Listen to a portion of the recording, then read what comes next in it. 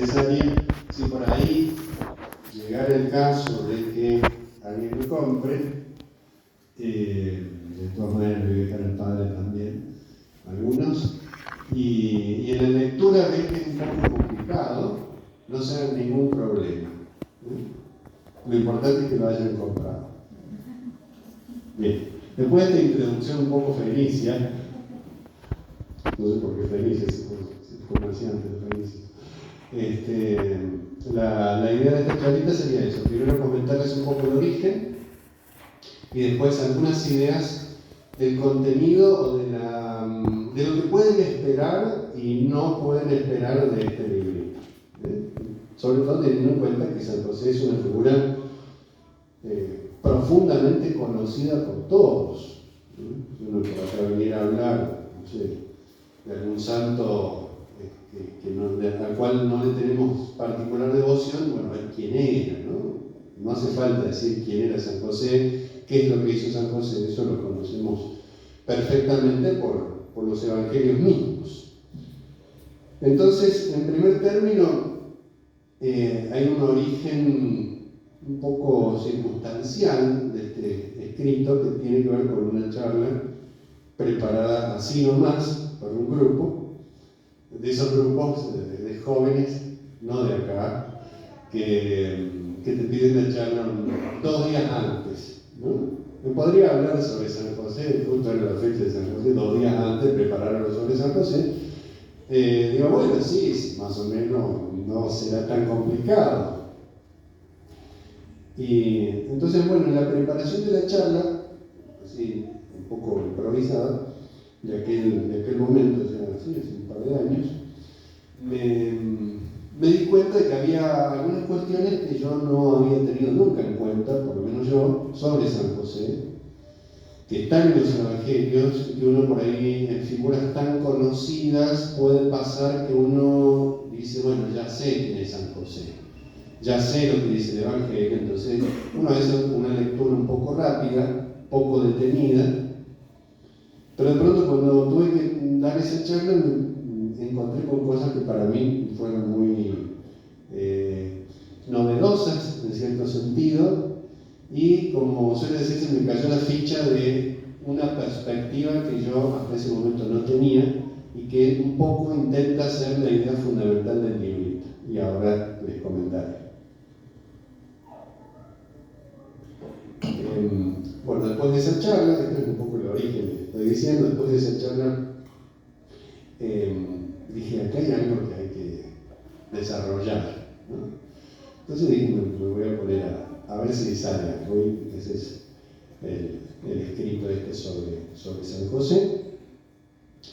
Se llama el título San José en el misterio de Dios, donde habita la luz, porque una de las ideas fundamentales es esta: el corazón de San José, en el corazón de San José habita la luz que es Cristo.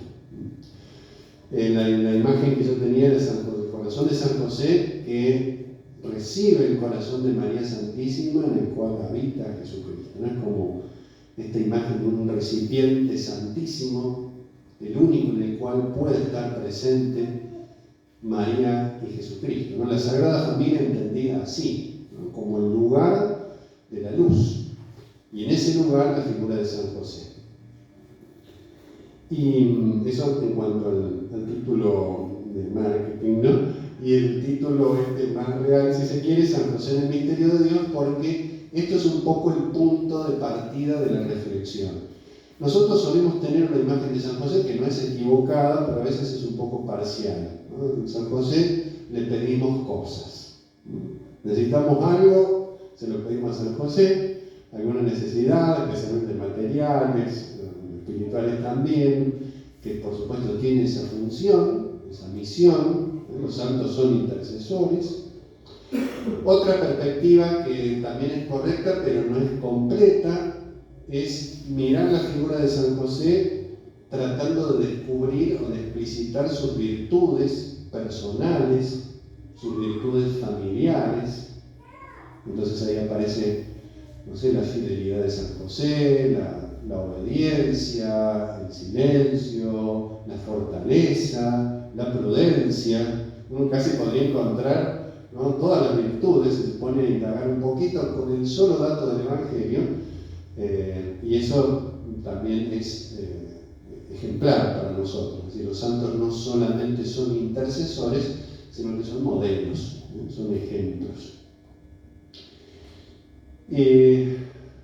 Bueno, eso no está acá. Eso es lo que el libro no tiene. Entonces, si ustedes quieren saber cuáles eran las virtudes de San José, tal vez no les sirva demasiado. Porque hay otra cuestión con San José que era lo que a mí me llamaba mucho la atención, y es la importancia que tiene en la historia de la salvación.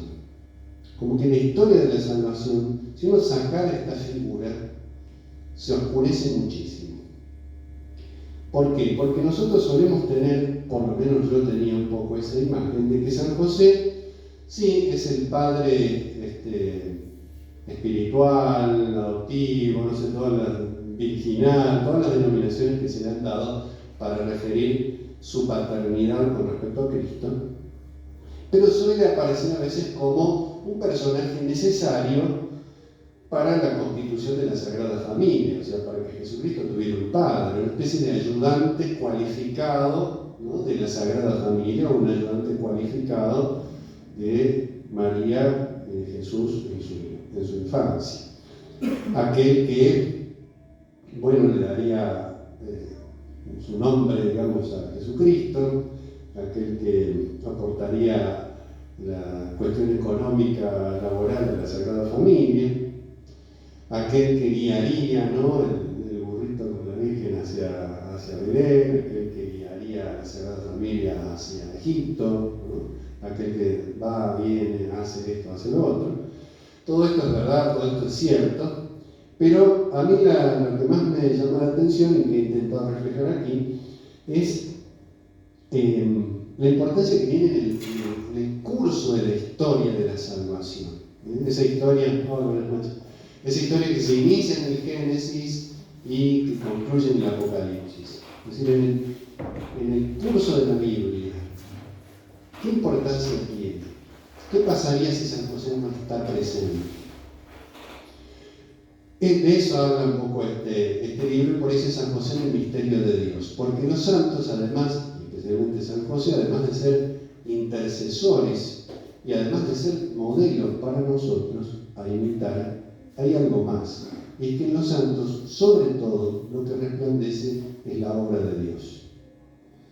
Me gusta decir, lo voy a recordar al final, por un motivo muy particular, los santos son la mejor obra de arte de Dios.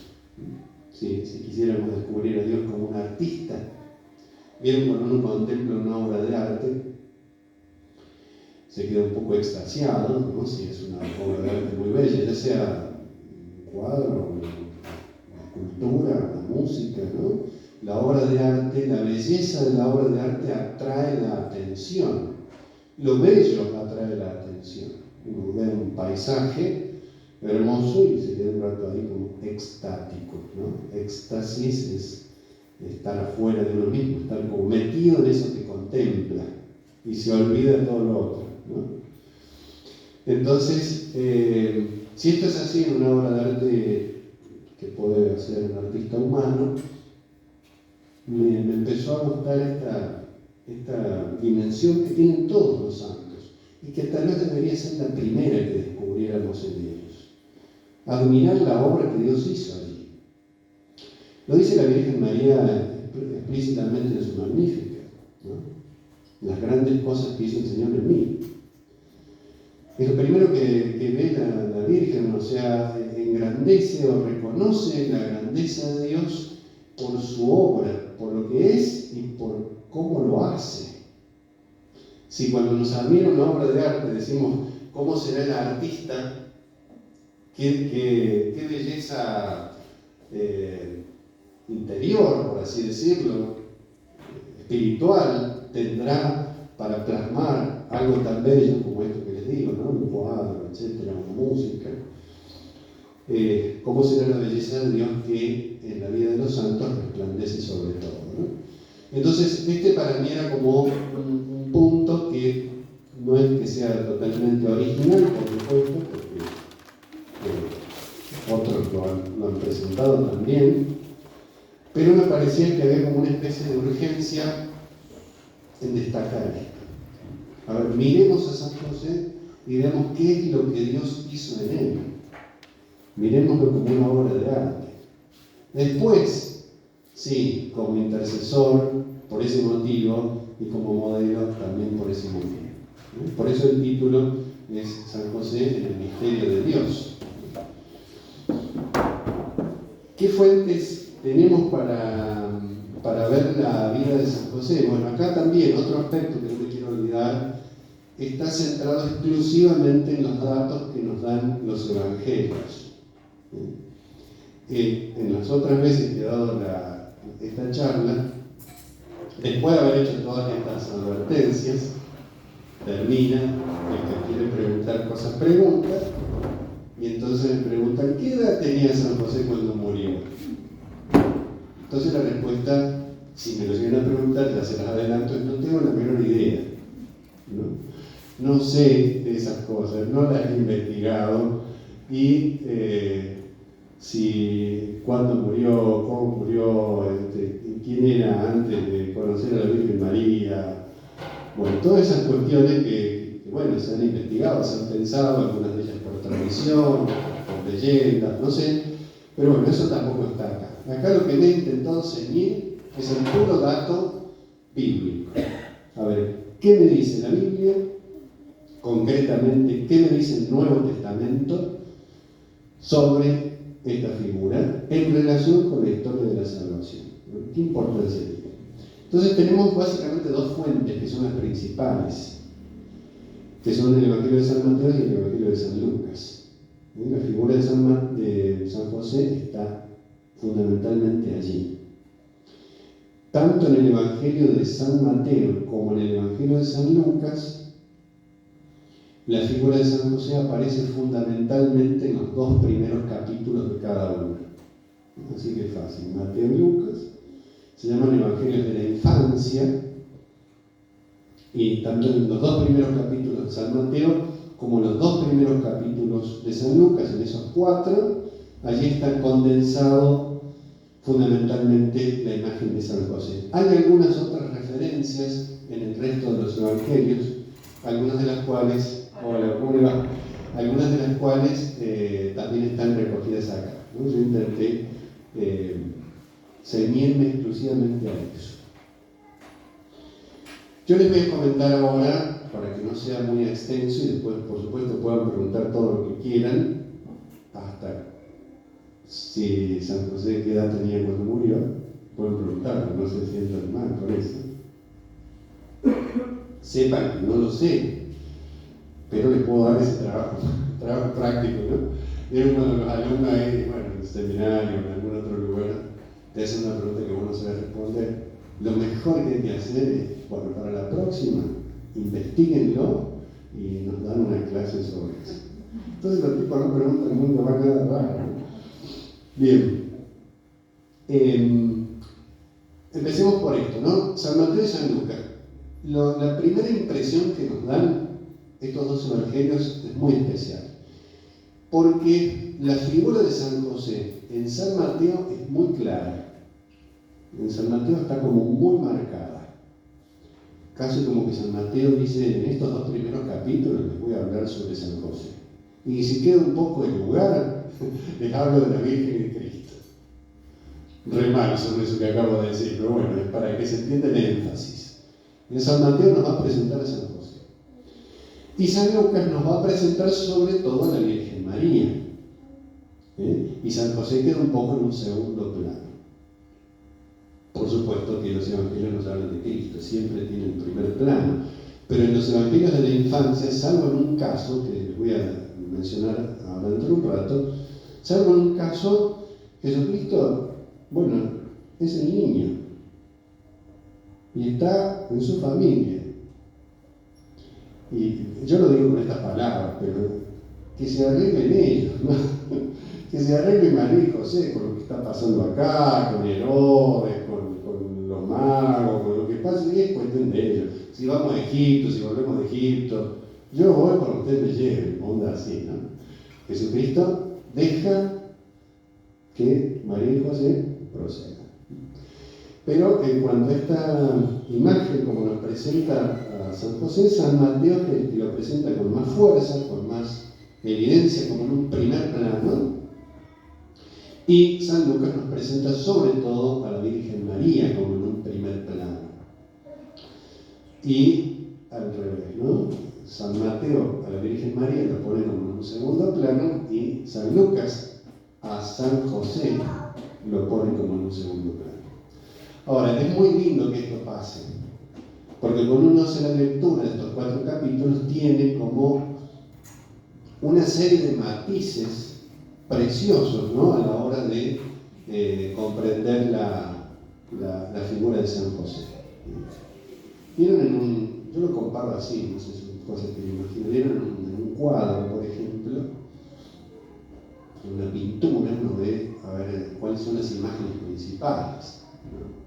De la Gioconda, está ahí. Y uno ve eso, ¿no?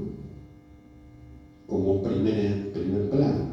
Pero qué interesante es ver todo el cuadro, ¿no? O uno ve, no sé, el hijo pródigo de Rembrandt, el famoso cuadro, ¿no? El hijo pródigo. Uno ve las figuras principales, pero hay más. Y qué lindo es ver esos matices sobre los cuales destacan las figuras principales. O uno escucha, no sé, música, de lo de antes, sobre todo, no, reggaetón, ese tipo de cuestiones. Hubo un tiempo en el cual eso no existía, ¿no? Era una época muy buena. Bueno, y el valor del silencio es fundamental. O sea, cuando no hay sonido, cuando alguna de las voces se silencia, resalta también. El silencio es significativo. Pensemos ya en el silencio de San José. La Biblia no nos ha transmitido ninguna de sus palabras. De la Virgen María sí. De San José no hay ninguna palabra, nunca sabemos qué dice. Pero ese silencio es significativo. Nos dice algo muy importante sin decirnos nada. Entonces, cuando uno contempla estos 2 evangelios, la manera en la cual van presentando las figuras principales, las figuras secundarias, los matices, pequeños trazos. Se lo adelanto un poco para que no me olvide después. Uno ve el Evangelio de San Lucas y San José está mencionado, sí, pero uno dice, pero está medio poco, medio pobre, ¿no? El Evangelio de San Lucas y San José. Y si uno lo lee de vuelta y va registrando la cantidad de veces que está mencionado, explícita o implícitamente, recorre esos 2 capítulos completos. San Lucas era muy buen escritor, además San Lucas, no juega unas pequeñas malas pasadas. Es como que, bueno, San José acá no está, y está todo el tiempo, está como de fondo, pero todo el tiempo presente. A veces con su nombre, a veces no, cuando dicen sus padres, ¿no? Lo llevaron, esos plurales, implican a María y también a San José. Y si uno va subrayando eso, yo me tomé ese trabajo, no es mucho, pues son 2 capítulos nomás, así que tampoco es para transpirar tanto. Está todo el tiempo San José, en San Lucas, por supuesto en San Mateo. Veamos algo sobre algunos puntos nada más sobre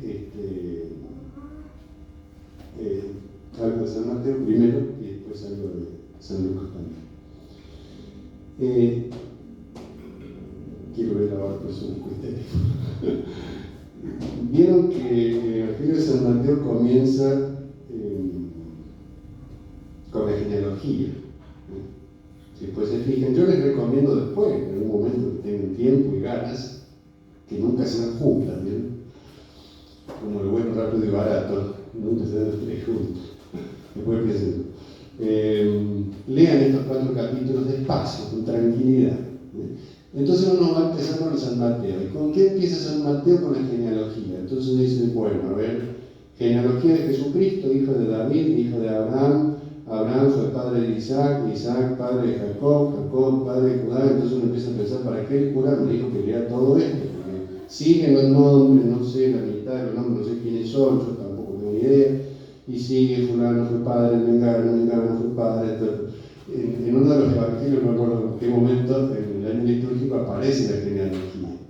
Y cuando uno va a leerla en el evangelio, se va imaginando la cara de la gente, ¿no? Como diciendo, a ver hasta qué hora termina, porque este fulano fue padre de Mengano fue padre de este otro, porque no ponen un evangelio un poco más entretenido, ¿no? Entonces uno la genealogía la suele saltar y dice, bueno, sí, son un montón de nombres, vamos a lo que pasó. Pero la genealogía, en este caso en particular, siempre, pero en este caso en particular, es una pieza clave. Primero porque dice, genealogía de Jesucristo, hijo de David, hijo de Abraham, allí empieza, y literalmente dice el libro del Génesis. Dice la palabra libro, ¿no? Libros, libro del Génesis. Algunos pueden poner el libro de la Génesis o el libro de la generación, de ahí libro de la genealogía y de ahí genealogía. Pero cuando te ponen genealogía de Jesucristo, dices, bueno, es lo que estaba en el registro civil. Vieron cuando uno busca la genealogía para ver si heredó algo. Y después de matarse buscando, descubre al tatarabuelo que no te dejó absolutamente nada, ¿no? Ni siquiera para la, ¿cómo se dice? Cuando se quiere ir a Europa. La ciudadanía, ni siquiera para eso. Porque justo se cambió el nombre cuando daba la fecha que te sirvió. Entonces uno dice, bueno, esto es la genealogía, es una mención literaria de antepasados, pero no, empieza así literalmente, el libro del Génesis de Jesucristo, o sea, el libro del Génesis. Y hay un libro de la Biblia que se llama el libro del Génesis, que es el primero del libro del Génesis, ¿no? En la Biblia, la primera página está ahí. Y entonces, ¿qué está haciendo en realidad San Mateo? Nos está mostrando el libro del Génesis, pero no del Génesis antiguo, de otro Génesis. Nos está mostrando el origen de todas las cosas, que es Jesucristo. Entonces, cuando dice genealogía, o sea, el libro del Génesis, lo que está diciendo es que el Evangelio es la nueva creación. ¿Con qué empieza el Génesis? Con la creación, ¿no? Al principio Dios creó el cielo y la tierra. Pero esa creación antigua fue herida por el pecado. Y es necesario restaurarla. Y la restauración es nueva creación, es recrear. Palabra muy linda también, el recreo. Es hacer algo nuevo. Pero algo nuevo a partir de algo que había sido bellísimo, la creación antigua, y había sido deformada por el pecado. Y está un poco la imagen de Dios como sabio artesano. Como también lo dice esto, lo digo yo, lo dicen los profetas, creo que Isaías, no me acuerdo cuál, Jeremías, me parece que Jeremías, el alfarero que empieza a hacer la vasija y le sale mal, dice, porque supone que la arcilla no estaba bien, ¿no? La destruye, la hace de vuelta, ¿no? Hasta que le sale bien. Dice, así es mi pueblo, así es el pueblo de Dios. Dios intentando una y otra vez que seamos buena arcilla, ¿no? Entonces, eso narran los evangelios. Y si uno se pone a buscar, los 4 evangelios contienen expresiones que nos remiten al Génesis, como diciendo, acá San Mateo, miren, lo que voy a hacer es mostrarles la nueva creación. ¿Esto por qué lo digo? Porque cuando veamos la figura de San José, que espero verla en el curso de la charla y no irme demasiado por las ramas, es un factor importantísimo en la nueva creación. Es una pieza clave en esta nueva creación. No es simplemente, bueno, habrá dicho Dios, pongamos un padre, pobre niño, no está con la mamá nada más, ¿no? Como un padre que me ayude ahí en la casa. No, es una pieza clave en la nueva creación. Entonces empieza toda esta sucesión de nombres. El primero que aparece dice hijo de David, hijo de Abraham, como el título. David y Abraham. Hijo de David es un nombre mesiánico. A Jesucristo le dicen Hosana al hijo de David, que equivale a decir Hosana al Mesías. Y en el Nuevo Testamento, en el Evangelio, en los Evangelios, hay solamente 2 personas, si no conté mal, que reciben la denominación de hijo de David. Una es Jesucristo. Y adivinen cuál es la otra. Está fácil. San José. Cuando el ángel se aparece a San José, le dice hijo de David. O sea, lo sitúa en un plano mesiánico. O sea, con ese solo nombre, que fíjense, son pequeñas pinceladas muy significativas, el hecho de que el ángel lo llame a San José hijo de David, porque lo hubiera dicho José simplemente, no, hijo de David, lo está poniendo en un plano solo comparable al de Jesucristo, que es quien se va a llamar hijo de David. De hecho, lo van a llamar después el hijo del carpintero, que eso lo vamos a ver al final. ¿Por qué? ¿Qué significa? Es muchísimo más de que esa imagen que nosotros tenemos de que, bueno, como San José era carpintero y Jesucristo estaba ahí y le ayudaba a cortar madera y a clavar clavos. Entonces ya con ese dato ya tenemos algo muy importante. ¿Y qué pasa? Hijo de David, hijo de Abraham. De hecho, la genealogía empieza concretamente por Abraham, en adelante. Abraham es el inicio de esta genealogía. Abraham fue el padre de Isaac, etcétera, etcétera, etcétera. ¿Y dónde termina? Fíjense que nos hizo una promesa San Mateo. No sé por qué acá hay 3. Nos hizo una promesa San Mateo. Nos prometió qué cosa. La genealogía de Jesucristo, o sea, nos prometió hablarnos de los antepasados de Jesucristo. Entonces, ¿qué uno que espera? Bueno, que llegue a Jesucristo. Va descendente, ¿no? Abraham de ahí para abajo. ¿Y dónde termina esa genealogía? Curiosamente no termina en Jesucristo. ¿En quién termina? Hay una sola opción. Termina en San José. Fíjense que dice, bueno, al final, ¿no? Matán, padre de Jacob. Jacob fue padre de José, San José, el esposo de María, de la cual nació Jesucristo. Es un quiebre muy intenso acá. Empieza con Abraham, termina con San José. ¿Y quién era San José? El esposo de María, de la cual nació Jesucristo. O sea, la genealogía por la carne termina en San José, porque sabemos que San José no es padre por la carne de Jesucristo. O sea que su paternidad es de otra índole.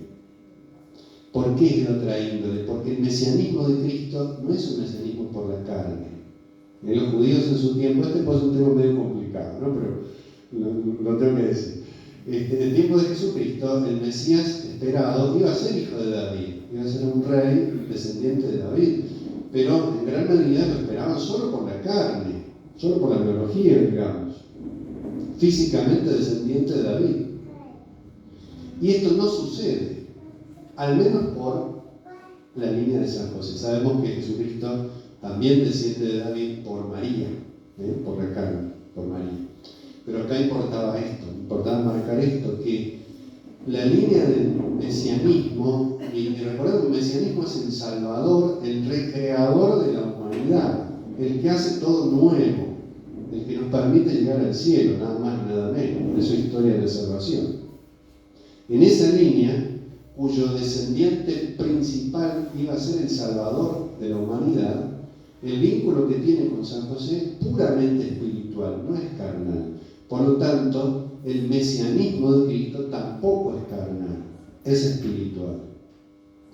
Y esto es muy importante porque el único Mesías que podía redimirnos excede necesariamente los vínculos de la carne, que son las fuerzas humanas, las fuerzas de este mundo. Ningún puro hombre podría redimirnos. Dios verdadero, hombre verdadero. Y esto se va a... Hay mucho más acá, pero no quiero agobiarlo con esta historia. Esto se va a explicitar mucho más cuando el ángel le encomienda a San José algo fundamental, que es ponerle el nombre a Cristo. Un poco más adelante, San Mateo cuando muestra al ángel que se aparece a San José, le revela el misterio de la encarnación. Ahora enseguida vemos qué pasó con el embarazo de María y qué es lo que hizo San José y por qué y qué podía hacer. Seguro que todos se lo están preguntando.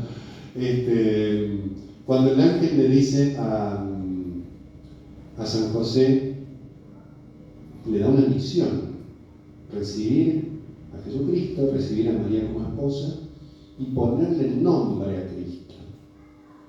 Poner nombre a Cristo es ponerle su nombre, es decir, el nombre que le pertenece. Le va a poner el nombre de Jesús, que significa Dios salva. Ahora, poner el nombre es muy distinto en la Escritura que en nuestros tiempos. Yo no sé cómo hacen los padres para decidir los nombres de los hijos. Habrá unas discusiones, tirarán una moneda, opinará la abuela, no sé. Después alguien puede contarme cómo lo hacen, ¿no? O él le dirá, sí, querida, y ya está, tengo la última palabra, o al revés, no lo sé. Pero para nosotros la imposición del nombre no es como, puede ser como bueno, elijamos un nombre bonito, pensemos que el niño va a crecer, ¿no? Después, no poner un nombre que después los otros le hagan bullying, como digo uno. Pero a veces hemos perdido un poco la importancia de la denominación. De hecho, los nombres muchas veces no los elegimos por el significado, sino porque nos gustan. Bueno, en la Biblia, ¿cómo funciona esto? Poner el nombre a algo es ser señor de eso que uno denomina. Es darle realidad a eso. Es conferir una misión. Tengan presente estas tres cosas. El que pone nombre es superior. El que pone nombre confiere el ser, lo hace ser de alguna manera, no solo en la creación. Y confiere una misión. Ustedes recuerdan que Jesucristo, por ejemplo, le cambia el nombre a Pedro, que se llamaba Simón, y le pone Pedro, y le dice ¿por qué? Porque va a ser fundamento. Le cambia el nombre porque le está dando una realidad nueva. Ahora va a ser algo realmente nuevo que es fundamento de la fe de la Iglesia. O si recuerdan cuando a Moisés, ¿no? Le pide el nombre a Dios, ¿no? Dios se le aparece en el Salmo, es insólito, es que uno lo lee así tan rápido como dice, no, mira aquí, le pregunto cómo se llamaba, ¿no? Moisés le pide a Dios, no, decime cómo te llamas, porque le tengo que ir a decir a estos otros, los israelitas, que si no le digo quién le manda, no me van a hacer caso. Pedirle el nombre del superior es algo insólito, eso no se hace. El superior nunca da el nombre al inferior. Cuando Jacob lucha con el ángel, y Jacob le dice al ángel, dame tu nombre, y no se lo da. Cuando Tobías, ¿recuerdan la historia de Tobías? Ángel Rafael, Tobías le pregunta cómo es tu nombre, ¿no? Y en realidad no se lo da. El ángel es superior, no le da el nombre. Le manda un poco de verdura nada más, pero no le da el nombre en el fondo. Cuando tiene lugar la creación, Dios crea todas las cosas y le dice a Adán que haga qué cosa cuando vayan pasando ¿no? Los patos, los gansos, los jirafas, los gatos, que les ponga nombre. Lo hace partícipe de su poder, le da un señorío sobre la creación. Poner el nombre no es una mera identidad, es decir, yo tengo señorío sobre lo denominado. Yo confiero una realidad nombrándola. Yo confiero una misión. Bueno, si uno tiene todo esto presente y lo ve en este ejemplo, estalla la cabeza, digamos, ¿no? Porque el ángel le da a San José la misión de poner su nombre a Jesucristo. Entonces, ¿qué está haciendo San José? Si somos así muy literales, lo que está haciendo es ejerciendo un señorío sobre el Señor de cielo y tierra. Insólito. Esto ténganlo presente para dentro de un rato. No puede ser Señor de Dios mismo, ¿no? Y sin embargo San José hace eso, Cuando el ángel le dice poner el nombre, va y pone el nombre. Le confiere una realidad y una misión, no porque lo haga existir, ¿no? Sino porque al ponerle el nombre, y precisamente ese nombre, le está, por así decirlo, confiriendo los derechos mesiánicos. Lo está constituyendo como Mesías. El acto de denominar es el acto de decir, este es el Mesías. Y ahora tiene que proceder como Mesías. Claro, ustedes dirán, pero Jesucristo es Mesías antes de que le pongan el nombre. Sí, no hay ningún problema con eso. Pero quien lo hace explícito es San José. O sea, San José, sin decir nada, con lo que hace, está revelando quién es Cristo. O sea, ponerle el nombre es un acto de revelación, de decirnos, este es el Mesías. Como si San José lo dijera. En nuestro lenguaje no lo entendemos, pero es lo mismo, ¿no? Decirle al mundo entero, este es el Mesías, este es el Dios que salva, este es el Dios con nosotros, que es el otro nombre mesiánico, Emmanuel. Es este. Ahora, San José ni loco se hubiera atrevido a hacer eso sin la orden del ángel. Y esto tiene que ver con un problemita que ahora vamos a ver. Bueno, para que no se me pierda mucho el hilo, que ya está bastante perdido, entonces esta genealogía que termina en San José lo que hace, por decirlo de alguna manera, es recibir toda una historia, corrompida o no corrompida, digamos, deteriorada por el pecado. O sea, la historia previa a Cristo recibió el golpe del pecado original. Entonces es como si tomara San José toda esa historia, él, el último eslabón de esa historia, y fuera el depositario de lo que hay que redimir. Imaginémoslo así, ¿no? San José no recibe una lista de nombres, recibe una historia real, una historia que arrancó en el Génesis muy bien con la creación y que se deterioró al recibir la herida del pecado. Entonces hay que hacer algo con eso, hay que restaurarla, hay que hacerla nueva, por eso es Génesis.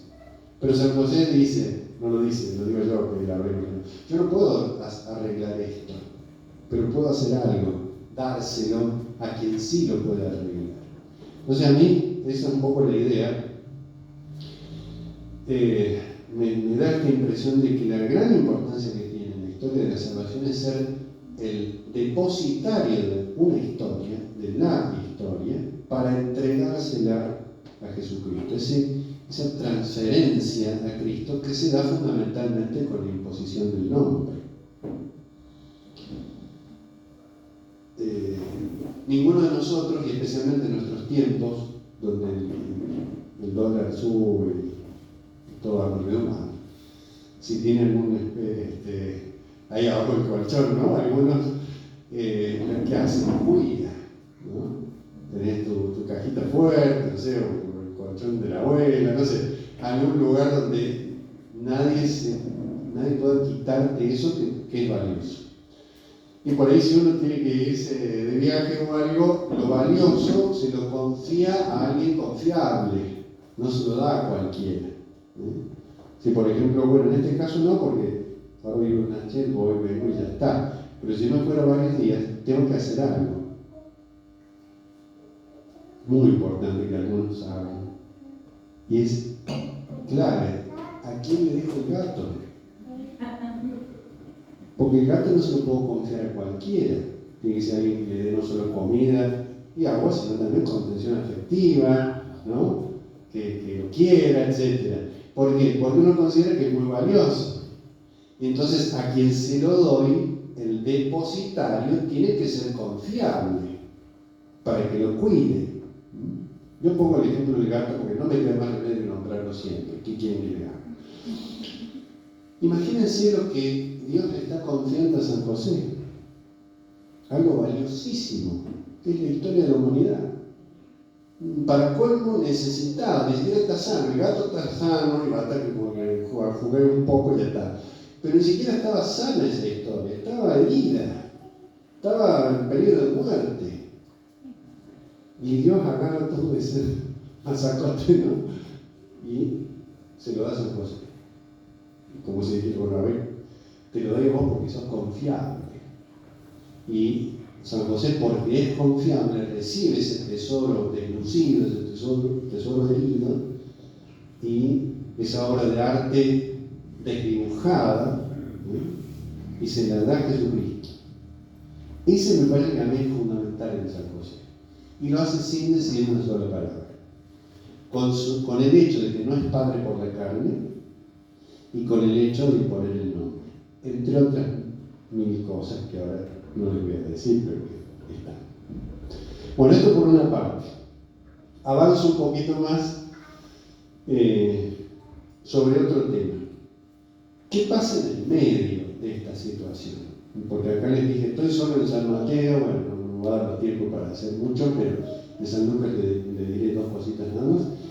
Pero ¿qué pasa en el medio? En el medio se produce la encarnación del Verbo. La encarnación del Verbo en las entrañas purísimas de María. San José no es el padre por la carne de nuestro Señor Jesucristo. Es más, nuestro Señor no tiene padre por la carne. El único padre de Jesucristo es el Padre Celestial y no es padre por la carne, por supuesto, ¿no? O sea, no tiene padre Jesucristo. El único padre es el Padre en el orden de la Santísima Trinidad y nada más, ¿no? El Espíritu Santo tampoco es el Padre de Jesucristo, así que quédense tranquilos si tienen alguna duda,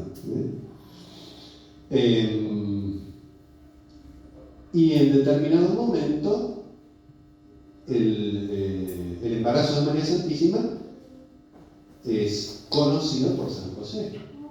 Ahí el Evangelio no nos dice si lo hablaron, si no lo hablaron, si la Virgen dijo algo, si la Virgen no dijo nada. Yo tengo una teoría que si me acuerdo, se las digo en un rato. Y si no me acuerdo, pregúntenme si alguien se acuerda. Pero el Evangelio no nos dice nada sobre un diálogo donde la Virgen le contara a San José la encarnación. Donde, ¿sabés que se me apareció un ángel? Y pasó tal cosa. Bueno, entonces, ahí viene el tema de la reacción de San José frente a esta situación. Para esto hay que tener en cuenta algo que lo digo un poco rápido, que en los casorios en Israel eran bastante distintos a los nuestros, ¿no? O sea, iban los israelitas, iban a la iglesia, ¿no? El padre hacía la bendición de los anillos, se casaban los esposos, tocaban la marcha nupcial, salían de la iglesia, claro, no había iglesia, ¿no? Y el novio se iba para su casa y la novia se iba para su casa. Y después de meses, o a veces de un año, recién ahí, la novia, ahora esposa, desde ese momento del casamiento, iba a convivir con su esposo. ¿Por qué era así? No tengo la menor idea, pero era un poco así. O sea, el casamiento se celebraba válidamente en un momento, pero la convivencia conyugal tenía lugar tiempo después, a veces varios meses, a veces un año. Ahora, entre el casamiento, yo digo así, casamiento, ¿no? Entre el matrimonio y la vida común, en ese espacio de tiempo estaban válidamente casados. O sea, que si uno de los dos iba con otra, cometía adulterio. Que si uno de los dos se moría, el otro era viudo o viuda. Aunque no vivieron juntos, pues estaban casados. Bueno, la encarnación del Verbo se produce en ese lapso. O sea, en el lapso entre, ¿no? Los desposorios, ahí aparece así esa palabra, otros ponen otras palabras, pero desposorio ahí no es lo que hacen los novios cuando dicen que se van a casar dentro de un tiempo, ¿cómo es? El compromiso, ¿no? Entonces hacen todo, una historia, y después sin suerte se casan, ¿no? Esos desposorios ahí no era el compromiso de casarse en algún momento, sino que era el matrimonio válidamente celebrado. ¿no? Por decirlo en términos más actuales. Entonces, lo que pasara en el medio, hasta la vida en común, lo que pasara en el medio, tenía consecuencias. Les dije algunas: si se moría uno, el otro era viudo. ¿Qué pasa si había un hijo en el medio de ese trayecto? Podían pasar varias cosas, que fuera de los dos, o que hubiera un caso de adulterio. Y como estaban válidamente casados, si había un hijo del cual uno de los dos no era el padre o la madre, entonces había adulterio. ¿Cómo va a ser? ¿No? Este es el tema al cual San José se enfrenta inicialmente. Él sabe que no es el padre. Y ya estaban casados. Acá explico bastante más eso porque es muy importante por lo siguiente. Se suele hablar de las dudas de San José. No sé si habrán escuchado, ¿no? Las dudas de San José. Pero hay que precisar muy bien cuáles eran las dudas de San José. Y lo primero que hay que despejar, porque ahí no tenía ninguna duda, era de la fidelidad de la Virgen. O sea, San José no tiene ninguna duda de que no hay adulterio. No tiene absolutamente ninguna duda. ¿Por qué? Porque si hay dos personas que se conocieron en esta vida profundísimamente, son María y San José. Entonces, ¿qué es lo que sabe? San José se evalúa en medio de dos certezas. Una, que él no es el padre. Y la segunda es que María sigue siendo santísima. O sea, no hay ningún pecado en la Virgen. O sea, no hay adulterio. Entonces, ¿cómo resolver esa ecuación? ¿No? Él no es el padre y la Virgen es purísima. Esas dos cosas, esto lo quiero destacar mucho porque por ahí se hablan tonteras, ¿no? Esas dos cosas no hay ninguna duda. No es que San José se pone a pensar, che, ¿qué habrá pasado acá? ¿No? Mira la Virgen, ¿no? Porque a veces hay series, películas, estupideces para todos y todas y todos, como se llama ahora, ¿no? De los libros igual del lenguaje que es extraño. Entonces, sobre esas dos certezas se evalúa San José qué hacer. Él no es el padre y la Virgen no tiene ningún pecado, pero hay un niño. Entonces, la única manera de resolver qué es lo que San José hace, pero magistralmente, ahí se ve su sabiduría, la conclusión lógica ¿cuál es? Yo creo que cualquiera de nosotros podría sacarla, pero bueno, es tarde, ¿no? La conclusión lógica es que ese niño proviene de Dios, de alguna manera que San José no conoce. No es que allí necesariamente San José haya conocido el misterio de la encarnación del Verbo, porque lo va a conocer cuando se lo revele el ángel. Pero hasta la revelación del ángel, lo que sí tiene certeza San José es que ese niño de alguna manera tiene que ver con un designio estrictamente divino. Porque no es el Padre y porque la Virgen no ha pecado. O sea, acá es como si dijera San José eso, ¿no? Acá ha sucedido algo que depende exclusivamente de Dios y de nadie más. Y ese algo es un alguien. Hay un niño que no tiene padre humano. Y por lo tanto, en la fe profundísima de San José, y por supuesto de la Virgen, tiene que ser el resultado de una intervención divina. Ahora, ¿qué hago yo frente a eso? Yo pongo un ejemplo muy sonso para explicar estas cosas, pero es lo que hay, ¿no? Alguien te puede confiar que cuides, ¿no?, el gato, el perro comandi, bueno, más o menos le pones pila y ya está. Pero supónganse que en vez de confiar en el gato le tenés que confiar en el niño a alguien. No sé, yo intuyo, no tengo la menor idea, porque debe ser bastante difícil cuidar a un niño, ¿no? Acá algunos pueden dar testimonio. Entonces yo jamás me atrevería a que me confíen algo que no sé qué hacer, o qué sé yo. Hablamos de los humanos, me dejan hablando de bolsos, ¿no? Me dejan un bolso con $10 millones, che, cuídamelo que me voy de viaje, después vengo. Ni loco que lo cuido. mira si me lo afana. Bueno, este es un ejemplo tontísimo que estoy poniendo, pero imagínense que lo que San José tiene que recibir es ese misterio que proviene de Dios. Ahí es donde San José tiene que tomar la decisión. ¿Qué hago frente a esto? No frente a si la Virgen María pecó o no pecó, eso ya sabe que no. Entonces, estrictamente frente a esa situación había tres posibilidades. Una, inviable completamente, que era una denuncia, porque a San José le consta que no hay adulterio, porque lo que tenía que haber hecho, de acuerdo a la ley, era una denuncia. Pero como a él le consta que no hay adulterio, no puedo hacer una denuncia pública. Esta señora, tal cosa. Chao. Y además que había ciertos riesgos para la integridad de la adúltera, ¿no? Fíjense, la adúltera que los fariseos le llevaron a Cristo dice, Moisés en la ley nos ordenó apedrear esta casa de mujeres. ¿Tú qué dices? ¿No? Así que esa opción es inviable. La segunda opción era liberar a la Virgen del compromiso, pero privadamente.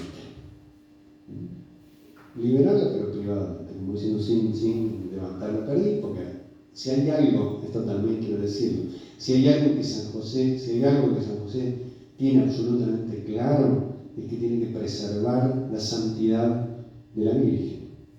No solo por la opinión de los demás, sino porque se da cuenta de quién es la Virgen. No solo para que no hablen mal, ¿no? Sino por la santidad misma de la Virgen. O sea, es el protector de la santidad de la persona más santa. Entonces, lo único que podría hacer, que es lo que estaba pensando cuando se le aparece el ángel, es disolver privadamente, después habrá que ver ahí los intríngulos ilegales de la cosa, como era en ese tiempo, dejar apartarse de esa situación, no es borrarse de la escena, y esa palabra repudiar, que suena horrible para nosotros, no quiere decir que la dejó plantada la Virgen, sino quedarse al margen de la situación, dejando en completa libertad a la Virgen hasta tanto Dios, si quiere, revele qué hacer. Esa es la decisión que estaba pensando. Pero les dije dos, y había una tercera. San José, que no sé si a veces se menciona, creo que sí. San José podría perfectamente haber recibido ese niño. ¿Por qué? Porque fue concebido cuando ya estaban casados. Entonces podría haberlo recibido en su casa, con la Virgen, todo contento. Nadie dice nada, además Nazaret, pueblo chico, ¿no? Y ya está. O sea, era legal hacer eso. Él podía asumir la paternidad legal de ese niño y listo. Entonces, ¿qué tanto problema? No sé si se entiende ese punto. Lo podía recibir y nadie tenía por qué decir nada porque de hecho estaba en casa. Hay otros detalles más que acá también, porque son temas un poco muy delicados, muy sutiles, muy finos, digamos, hay que ir a ver. Y uno se pregunta, ¿por qué San José no hizo eso? ¿Por qué no dijo, bueno, acá hay un problema, bueno, recibamos a María, embarazada del niño, en mi casa, y ya está. Y nadie tiene por qué saber nada. ¿Por qué no lo hace? Y no lo hace precisamente por esto, porque él no puede ingresar a semejante misterio sin una orden divina. No es que él no se quiera hacer cargo del problema, es que no se puede, ninguna criatura puede hacerse cargo integrando ese misterio sin una orden específicamente divina. O sea, es el respeto, a mi entender, el máximo respeto de San José por la providencia. Como diciendo, este misterio es tan impactante que yo no soy digno. ¿Cómo voy a tener por hijo a alguien? ¿No? ¿Cómo voy a tener por hijo yo al Hijo de Dios? Es un loco. La única posibilidad que hay es que Dios me lo diga. Y si Dios me lo dice, yo lo hago. ¿Qué es lo que va a hacer después? Y me interesa mucho eso del mutuo silencio. O sea, uno podría decir, bueno, el Evangelio no dice nada, pero uno podría haber dicho, bueno, si la Virgen después que recibió el ángel, ¿no? le podría haber contado a San José, entonces se evitaba todo este lío.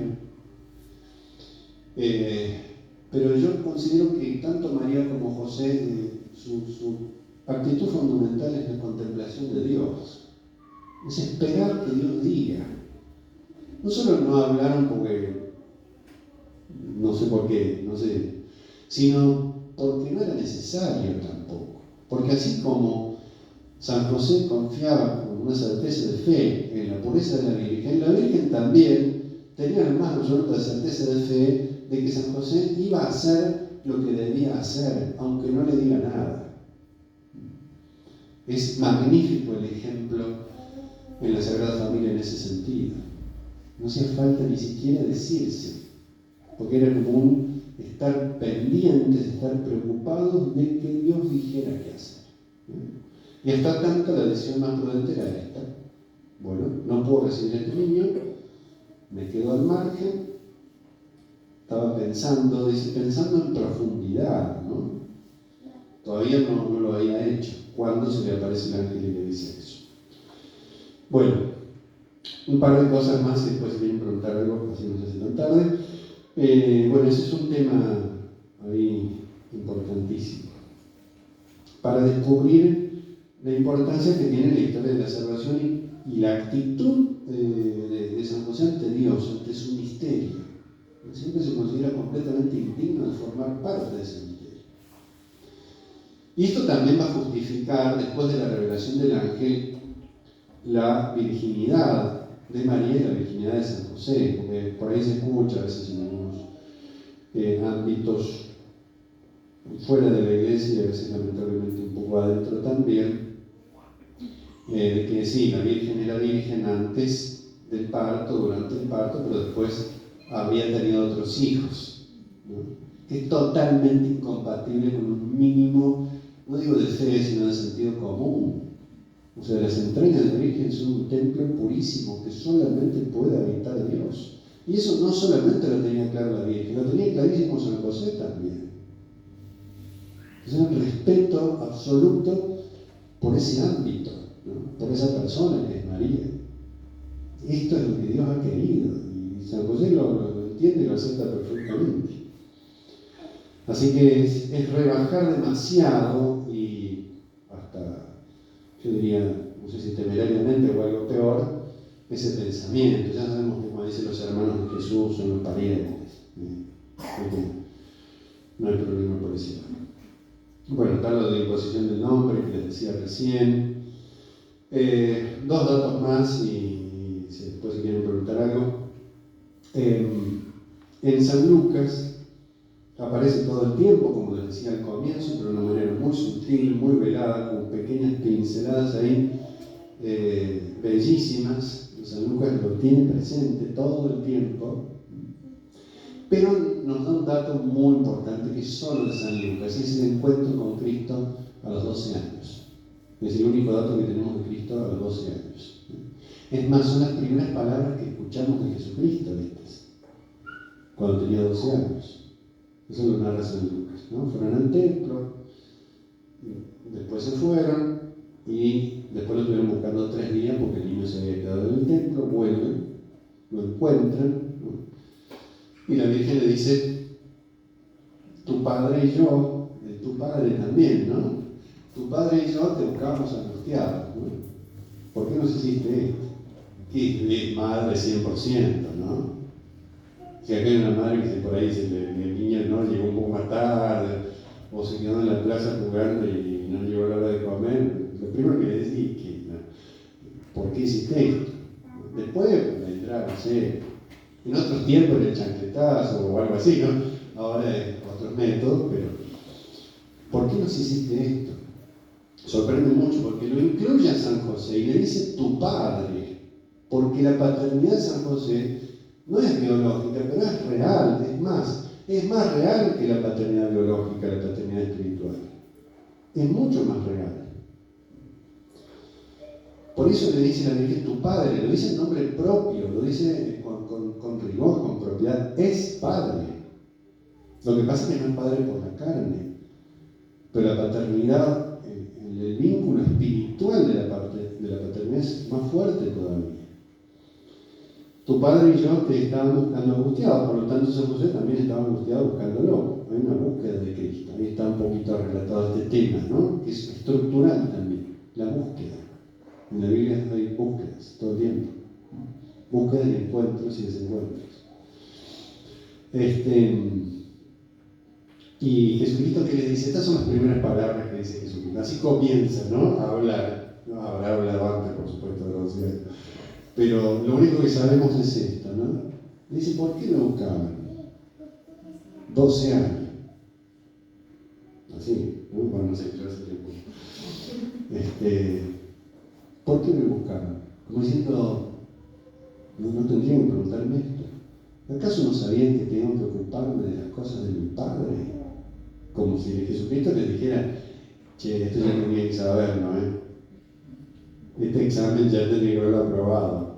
¿Acaso no sabían que tengo que ocuparme de las cosas de mi Padre? Estas palabras dan para muchísimo, porque además dice, no entendieron lo que les dijo, San Lucas dice expresamente, no entendieron, y era María y José, ¿no? Así que Jesucristo se pone ahí bastante denso ya a los 12 años.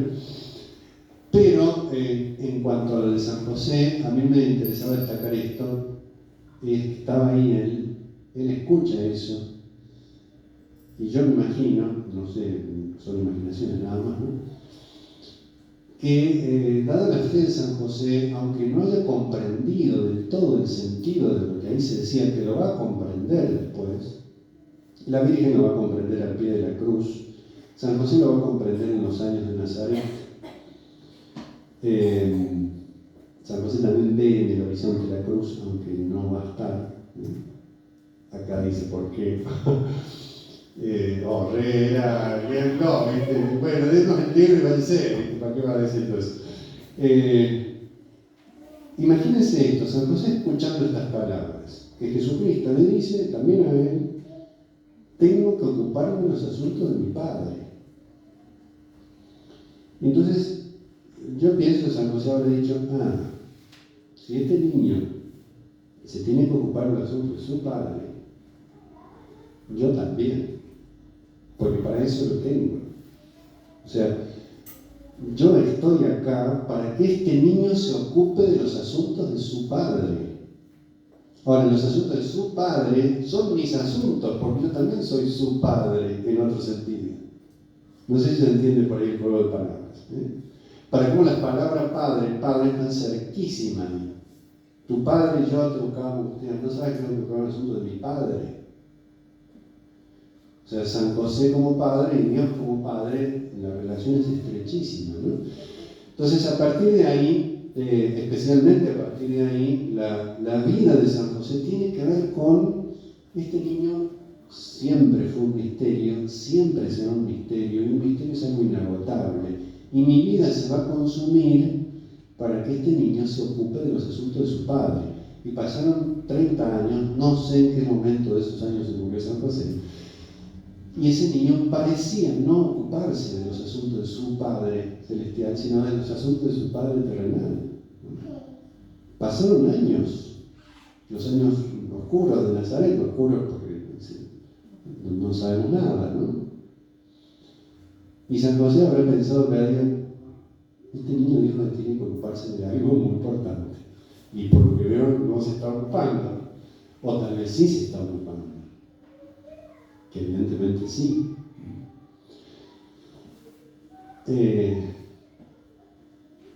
Cuando dicen, los llaman a Jesucristo, de hecho, el hijo del carpintero, San José, el oficio de San José, con esto ya termino, ahora sí. Era un artesano es un sabio.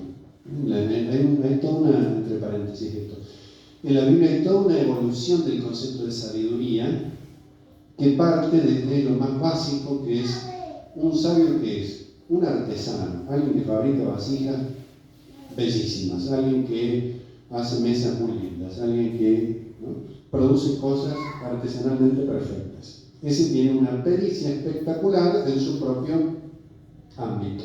Eso es un sabio. Un artesano es un sabio, un buen artesano. Y ahí me entraba la pregunta, porque San José es artesano, o sea, hace obras de arte. ¿Y cuál es la obra de arte de San José? Un poco atrevidamente y guardando ya la heterodoxia, digo yo, la obra de arte de San José es Jesucristo en definitiva, porque él vive para Jesucristo. O sea, Cristo es la obra de arte de la fe de San José, fundamentalmente como aceptación del misterio. Aceptar el misterio es sabiduría. Y hasta el punto de que a Jesucristo lo van a llamar el hijo del carpintero, el hijo del artesano. Porque Jesucristo vino, y ahí están los 30 años de artesanía, entre comillas, en Nazaret, vino a realizar una obra de arte. Nosotros no solemos darle ese nombre a la redención, pero la redención no solo es buena, es bellísima. Y como la obra de arte de Cristo es redimirnos, es hacer nuevas todas las cosas. Y ahí se entiende un poco por qué el Evangelio empezaba con libro del Génesis. Vino a hacer nuevas todas las cosas. Bueno, estas son algunas cuestiones. El libro es cortito de todas maneras, pero algunas cuestiones que a mí me llamaron más la atención, sobre todo para destacar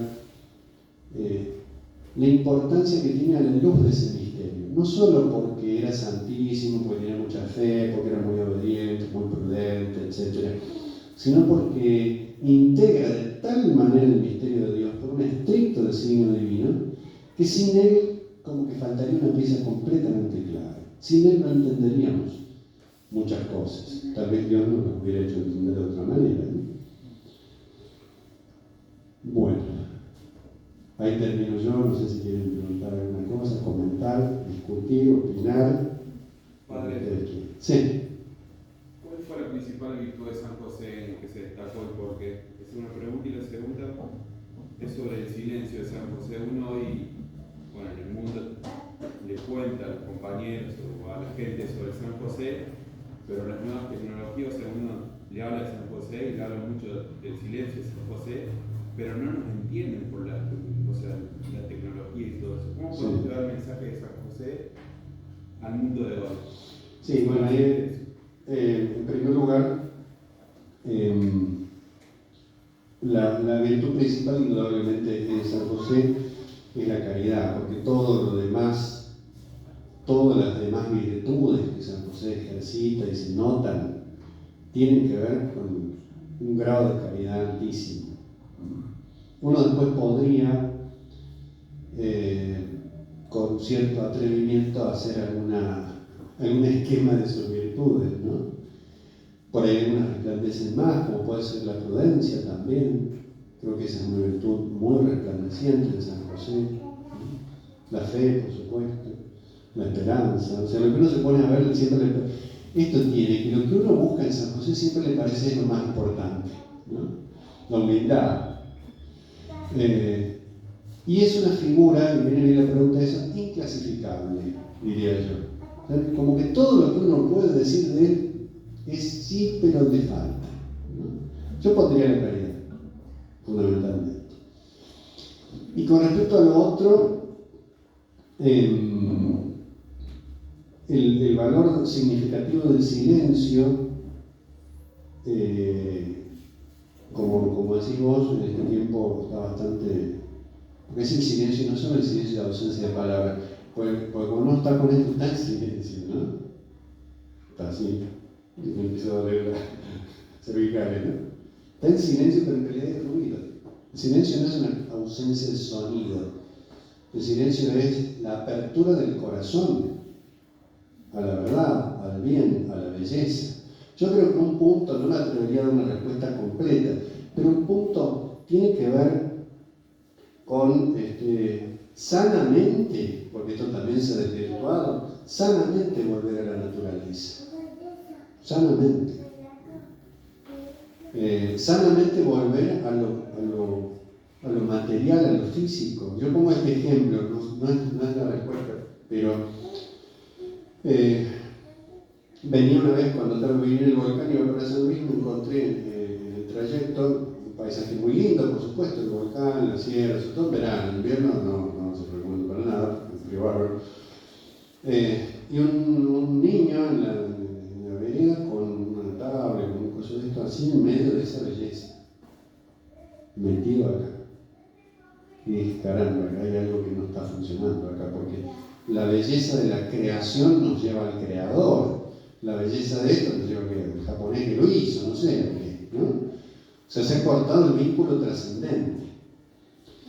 Siguiendo el camino, Dios me dio una respuesta, porque me encuentro en plena ciudad, iba yo en el auto despacito y veo dos niños en la vereda jugando con una montaña de tierra que habían hecho, que después habrán recibido alguna reprensión por parte de la madre, ¿no? Pero con esta concentración estaba, sin esto. Y eso era un mundo para ellos. Mientras el juguete es más primitivo, la imaginación tiene que suplir más, ¿no? Y eso hace un desarrollo fundamental en el ser humano. O sea, en otro tiempo, donde el juguete era un pedacito de madera, era una Ferrari, ¿no? Y vos lo llevabas así. ¿Y eso qué hacía? Eso hacía que de parte de uno se pusiera lo que ese juguete no tenía. En cambio, esto es todo ahora. Yo no estoy usando el reloj, ¿no? Es el reloj, el despertador, es la computadora, es Wikipedia, es WhatsApp, de los cuales el 98% no son necesarios. Es una adicción, está hecho para eso fundamentalmente, ¿no?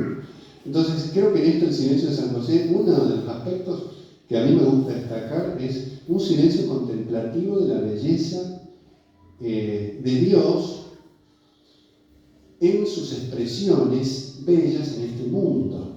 Porque uno le dice a los jóvenes, o a los chicos, o a los grandes, bueno, miren, hay que contemplar la belleza de Dios. O sea, ¿qué hago? Miro un foco, ¿no? ¿Qué es la belleza de Dios? Es toda la belleza que Dios ha plasmado en el mundo, ¿no? Desde la belleza natural, desde la belleza de un gesto, desde la belleza de, no sé, un abrazo, de la belleza de la amistad verdadera y buena, de mirar las cosas. Que tenemos un amigo mío decía que tenemos un problema estético. La estética no es quedar bonita, ¿no? Eso puede ser la cosmética para arreglar algo que no está tan bien, ¿no? Pero la estética es el saber mirar, el saber mirar. Nosotros miramos porque tenemos ojos, pero no sabemos mirar. Entonces, como dice Dostoyevski, ¿no? La belleza salvará el mundo, la belleza atrae. Entonces creo que hay que desde chicos, desde niños, ¿no? Que es difícil porque esto es una adicción, educar en la estética, no solo darles matemática y geografía, sino que sepan apreciar o que sepamos apreciar la verdadera belleza, ¿no? Escuchar una buena música, contemplar una pintura, explicarla un poco, ver, no sé, ir a un edificio, no sé, una catedral o un edificio lindo y mirarlo, aprender a mirar. Creo que eso tiene muchísimo que ver con el silencio, ¿no? Ese amigo mío que les digo es el que hizo el prólogo, Eduardo Segura, no sé si lo ubican, estuvo hace poco aquí en Argentina, es un gallego espectacular que conocí por casualidad en tiempos pandémicos por internet, y él es un especialista en Tolkien en realidad, para los que les guste Tolkien, y Tolkien es eso en el fondo, es la esperanza en la belleza que salva al mundo, no es solamente un relato, ¿no? Y él habla siempre sobre esa necesidad que tenemos de educar la mirada, ¿no? Eso implica el silencio, pero ese silencio contemplativo implica una máxima actividad. Leer un libro, decir, qué lindo, qué aburrido, ¿no? Y que estamos siendo atrofiados. San José también nos da un poco esa pauta, pero no dejemos atrofiar. Qué sé yo, supongamos que yo les pida a calma, sí, hay gente muy joven, gente que tiene la juventud también más acumulada, pero joven también, que para el próximo encuentro escriban una poesía. No, escriben poesías en la escuela, ¿le hacen escribir? O sea, si no, ¿qué cosa? En la escuela ahora estamos en lengua con poesía. Claro. Bueno, eso me parece que está buenísimo, ¿no? Es peligroso, padre, porque escriben cada cosa. Es que no está educado. Depende de la mirada. Claro, no está educado. ¿Por qué? Porque la belleza tiene la virtualidad de, como es un instrumento tan importante, de ser usado para el bien o para el mal, ¿no? Entonces, como no está educado a eso, a veces uno puede decir, bueno, un poema puede ser bellísimo y elevar el alma, y otro poema puede ser destructivo. Es verdad, eso es buena la apreciación esa, ¿no? Pero ahí está la educación, que la belleza sea auténtica. Disculpe, padre, me voy a retirar porque... ¿Cómo no? Sí, ya se hicieron las 9 de la noche, así que no hay problema. Hasta luego. O no sé, salir al campo, no sé. Todo lo que se pueda hacer en ese sentido de desvirtualizar de alguna manera nuestra vida, no porque esto sea algo necesariamente malo, es un instrumento, pero es un instrumento que te agobia, te absorbe, te recorta posibilidades. Fíjense hasta el punto de que es difícil comunicarse hablando. No se habla. No hay diálogo en realidad, de tanto diálogo que se predica, ¿no? Padre, yo me quedé con Sí. algo que comentó sobre esa espera de San José para que Dios le marque la misión. Y yo creo que eso debería ser un ejercicio personal de cada uno, primordial, me parece a mí. Totalmente. Eso de esperar. Y en esa espera con confianza, con paciencia, que en este mundo actual es muy difícil. Precisamente. Y me quedé con esa frase que usted dijo, ¿no? Esa espera. Sí. Esa espera que no desespera, digamos. Exactamente. ¿No? Una espera confiada. Exactamente. Eso va. Bueno, también tiene que ver con esto que decíamos, nuestro mundo como se recorta todo esto, que son las cosas más valiosas que tenemos. La esperanza es una de las cosas más valiosas que tenemos, porque ponemos un mundo donde, volviendo un poco a esto, que es un ejemplo, digamos, pero es un mundo de efectividad. No es solo tener cosas, sino tenerlas rápido, en donde yo no puedo esperar tiempo para nada, un mundo que vive las corridas, donde todos, me parece que estamos acá, podemos haber experimentado esto, te mandan un mensaje, no lo contestaste a los 10 segundos, te mandan otro, te pasó algo, digamos, o sea, hay que contarlo ya, y es, che, ¿está nevando allá? Padre, ¿No? ¿yo puedo hacer una pregunta? Sí. De la Virgen se sabe que, bueno, que sus padres fueron San Joaquín y Santa Ana, pero de San José, algo de su familia, cómo aprendió el oficio. Yo tengo idea de haber leído que él tenía otros hermanos, pero que él no tenía mucho trato y que aprendió el oficio. Por cuenta propia. No, que él se retiraba a rezar o a silencio y había una persona grande que le enseñó el oficio. ¿Puede ser que hay algo así? Yo la verdad que en esto tengo que reconocer mi más absoluta ignorancia. Mi más absoluta ignorancia. Sé que hay tradiciones antiguas sobre la familia de San José, sobre todas estas cuestiones, ¿no? Yo las desconozco, no las he investigado nunca, no las he leído nunca. Por eso, bueno, lamento no poder dar una respuesta, pero sí al menos un criterio, porque hay narraciones sobre eso, algunas más antiguas, otras menos, sí darle un criterio de saber distinguir, en la medida de lo posible, lo que puede haber sido real con lo que no, digamos, ¿no? en esa literatura se mezcla mucho a veces, ¿no? Por ahí hay un dato que puede ser cierto y se sobredimensiona, entonces... y yo creo que, si bien hay cosas válidas, hay que tener precauciones de no desvirtuar la imagen bíblica que nos presenta San José. Dios quiso que de San José supiéramos esto, digamos, ¿no? Lo otro no es que esté mal. Hay que conocerlo, yo en eso le digo honestamente no conozco, no puedo decir nada.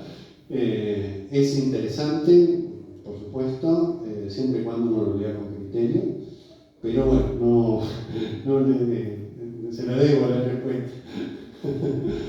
Exacto. Sí, hay muchas historias también sobre Jesucristo mismo, ¿no? Sobre estos años de están los evangelios apócrifos.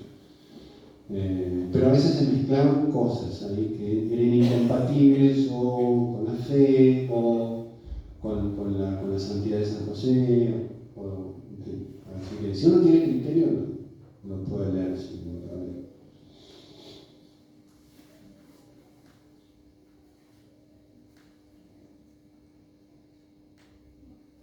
La paciencia del labrador, ¿no? Del que tiene que esperar que la planta crezca, ¿no? El típico del artesano que no fabrica cosas en serie, que implican esfuerzo, que implican esperar, que te pueden salir mal, que tenés que hacerlas de vuelta. O sea, en la tarea de San José en Nazaret están representados muchísimos valores que hoy como que se van perdiendo porque vivimos como locos, digamos, ¿no? Uno ve, por compararlo, yo no he ido nunca, pero lo que uno sabe en Europa o en otros lugares, ¿no? Que es una catedral antigua, que tal vez el que empezó a construirla nunca la había terminado. Son obras bellísimas con un instrumental apto para la época, pero precario comparado con el nuestro. Y ahora te cuesta muchísimo construir una ermita en el dique San Felipe, por decir un caso personal, ¿no? Hacer cosas bellas. Pero había otro concepto, siempre hubo pecadores, problemas, dificultades, pero era otro concepto, digamos. No importa si yo no veo terminado esto. No importa lo que yo puse ahora, ¿no? Y la obra no es mía, la obra será de Dios, algún día estará terminada. Así pasa en la vida espiritual también, ¿no? Con las parábolas de la semilla que va creciendo. No crece un día para otro. Es una tarea artesanal que Dios va haciendo y la va a hacer. No siempre nos damos cuenta, ¿no? Entonces, saber esperar los tiempos, porque sin por supuesto caer en la indolencia. No me lleva de arriba como un dedo, no es esa la idea. Pero son cosas muy valiosas que hacen mucho bien al alma y que son auténticamente humanas. Y que hoy el mal uso de la tecnología por ahí, entre otras cosas, ha ido como recortando, ¿no? Hasta cuestiones que tienen que ver con patologías, con ansiedad, ¿no?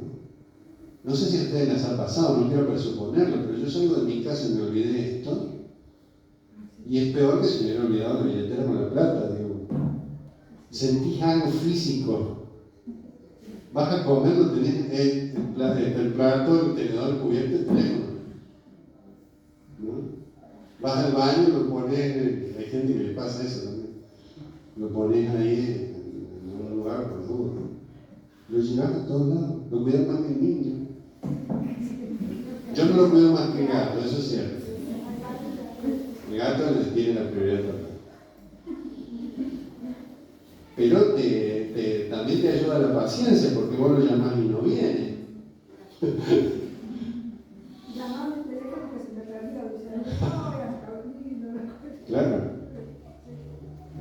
Dice que Dios hizo el tiempo. Y bueno, pero nosotros hicimos la prisa, la impaciencia. Exacto. Sí. No tenemos, la inventamos nosotros. Claro. Y eso a veces genera ansiedad y genera problemas que en algunos casos son serios. A veces hay que decir, tranquilo. Claro. A veces yo le digo, por favor, serenate un poco. Sí, el primer paso es darse cuenta, digamos, ¿no? Eso es fundamental.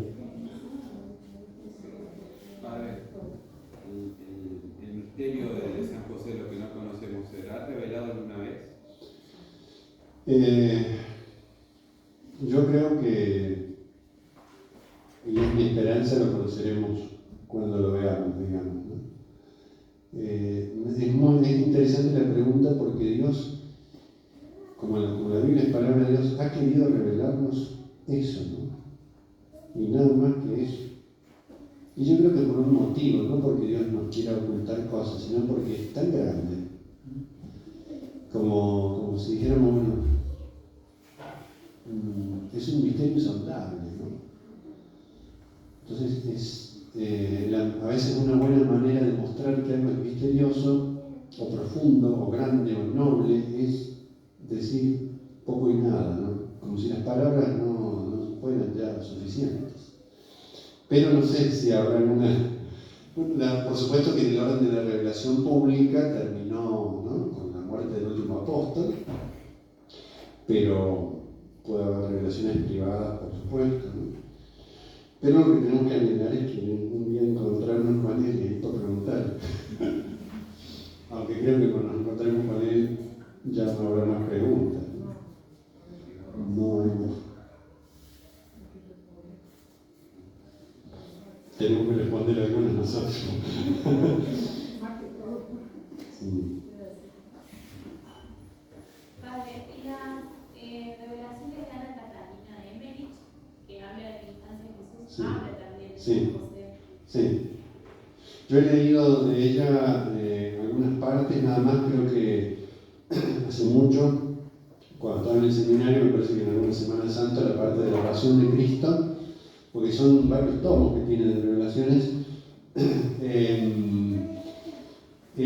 Creo que la Iglesia en un momento lo prohibió a ese libro, después lo permitió, después la beatificó, no sé si la canonizó, así que la pobre Catalina va y viene, digamos, ¿no? Que sí, que no, que vale, que no vale, que dijo cualquier cosa, que estuvo bien, ¿no? Yo creo que, de lo que yo sé, por lo menos, en la medida que a uno le aproveche para el crecimiento espiritual, es válido.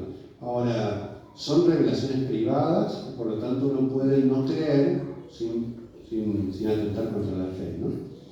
Por ahí son revelaciones privadas que hoy por hoy creo que no están excluidas de la literatura católica, me parece, ¿no? Pero, bueno, el grado de certeza, el grado de adhesión nuestro a esas revelaciones privadas es relativo. Si a uno le viene bien, por ahí me parece que no hay ningún problema, ¿no?, de usarlo. Pero tampoco sin creer necesariamente que es totalmente así. No quiero tener problemas con Ana Catalina Emmerich, pero no va a decir que después me diga, a ver, vení para acá. Es muy gráfica, ¿no? Muy detallista.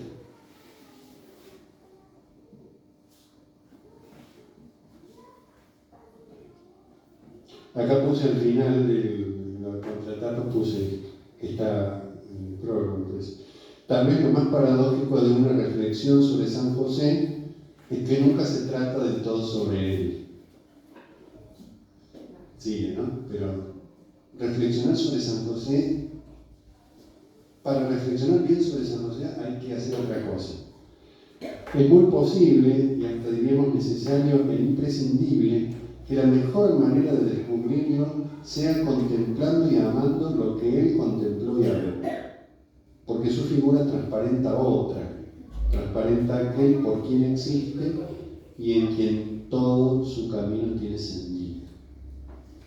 Tal vez la mejor manera de aproximarse a San José sea mirando a través de él, ¿no?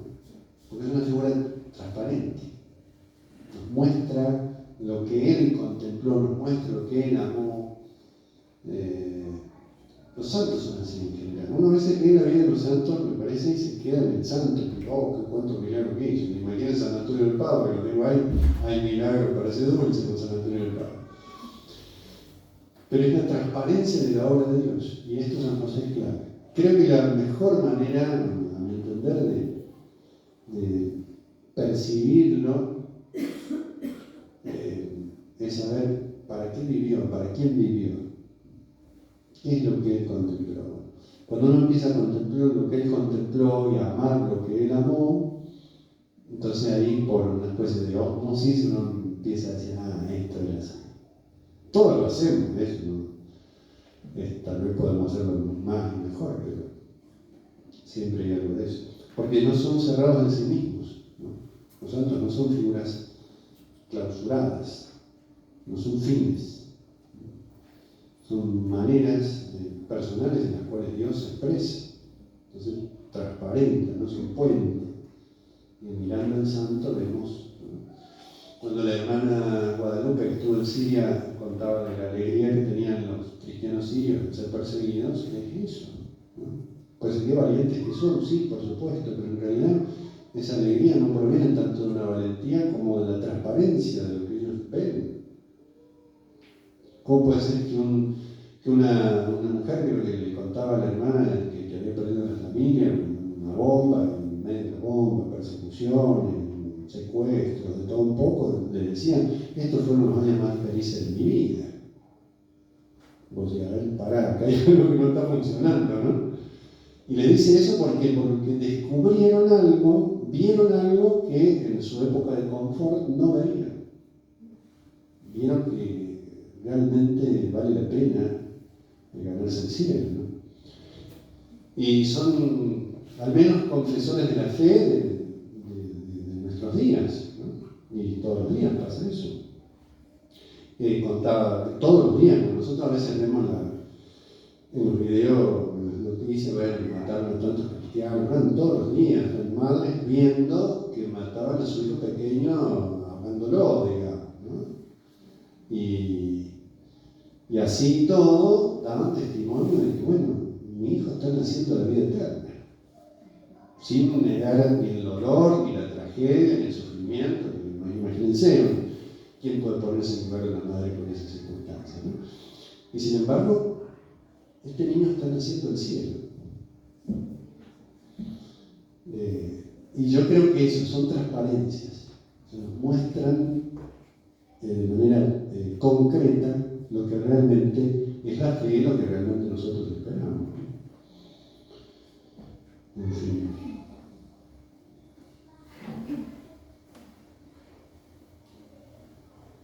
¿Cuánto sale el libro, padre? Esa es la pregunta clave. Era la que estaba esperando.